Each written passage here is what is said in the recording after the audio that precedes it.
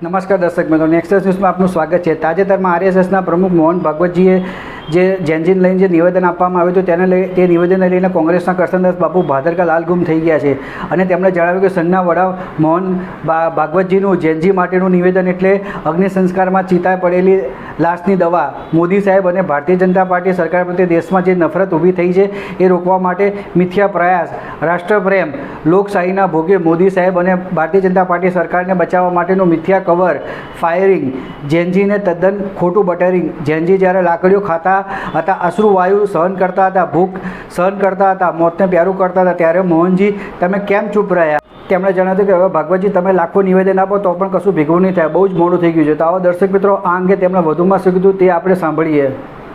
કોંગ્રેસના હકારાત્મક સમાનતાના અભિગમને લીધે જેનું અસ્તિત્વ છે એવા સંઘના વડા મોહન ભાગવત સાહેબે એક નિવેદન આપ્યું। ભાગવતજી, અગ્નિ સંસ્કારમાં રહેલી લાશને બચાવવા માટે દવા લઈને ન અવાય।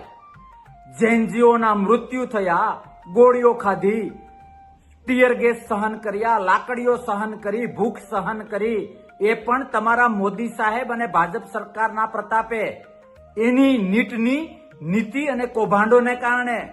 ત્યારે તમને જેનજી ભરોસાપાત્ર છે યાદ ન આવ્યું? શું વાત કરો છો? આજે આંદોલનની સફળતા પછી દેશમાં ખૂણે ખૂણે ભાજપ અને મોદી સાહેબની વિરુદ્ધમાં જે નફરતનું વાતાવરણ ઊભું થયું, એટલે એને બચાવવા માટે કવર ફાયરિંગ આપવા માટે તમે નિવેદન આપો છો। 20 મૃત્યુ, અનેક ઘાયલ, કેટલું બધું ન થવાનું થયું, પછી તમે એવું કંઈક કહેવા માંગો છો કે હું રોકી શકું? કહેવાની તો જે તે સમયે તમારે મોદી સાહેબને, ભાજપ સરકારને જરૂર હતી। આજે તમે ડુપ્લિકેટ વિશ્વાસ જીતવા આવ્યા છો।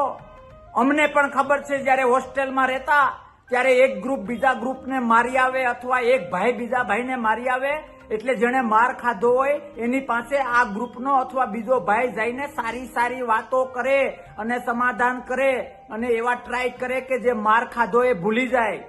સેમ વસ્તુ તમે મોદી સાહેબ અને ભાજપ સરકારને બચાવવા માટે, નફરતનું ઊભું થયેલું વાતાવરણને બચાવવા માટે, જેનજી પ્રત્યેની લાગણી બતાવવાના જે નિવેદનો આપો છો, મોડું થઈ ગયું છે મોહનજી, હવે ભેગું નહીં થાય।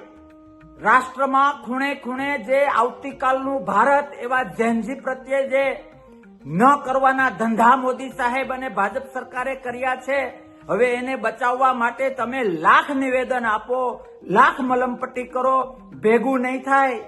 જેનજીને પણ મારે યાદ અપાવવું છે કે યાદ રાખજો, એ લાકડિયું, એ ટીયર ગેસ, એ ગોળિયું, આપણા મિત્રોના થયેલા મૃત્યુ, ઘરમાં સ્મશાન જેવું થયેલું વાતાવરણ, ભૂખ હડતાલ, અન્યાય, કૌભાંડ, આ બધું યાદ રાખજો। એ બધું ભૂલાડવા માટે રોજ નવા નવા આ ટાઈપના નિવેદનો આપશે, પણ જે રાષ્ટ્રહિતમાં હોય, જે જેનજી હિતમાં હોય, જે આવતીકાલના ભારતના હિતમાં હોય એ જ કરવાનું છે। કોઈની વાતમાં આવવાની જરૂર નથી।